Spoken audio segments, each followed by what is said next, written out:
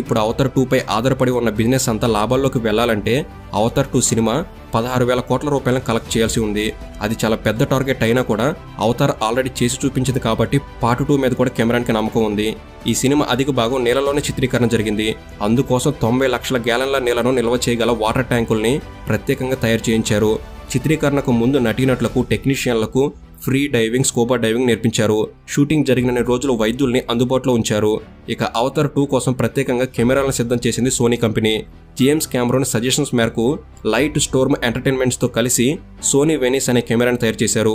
ఇది సోనీ నుంచి వస్తున్న first full frame digital motion picture camera. Maximum వర్సిటిలిటీ ఉండేలా 3D స్టీరియోస్కోపిక్ రిగ్స్ని ఇందులో వాడారు. ఈ సినిమా కోసమే ప్రత్యేకంగా ఓ వాటర్ వరల్డ్ని క్రియేట్ చేశారు. మనం కళ్ళు తిప్పుకొనివ్వని విజువల్ ఎఫెక్ట్స్, థ్రిల్లింగ్ ఫీలింగ్ ఇందులో ఉంటుంది. అంతేకాదు ప్రపంచవ్యాప్తంగా 160 భాషల్లో ఈ సినిమా రిలీజ్ అయింది. ఇక అన్ని అనుకున్నట్లుగా జరిగితే 2024 డిసెంబర్ 20వ తేదీన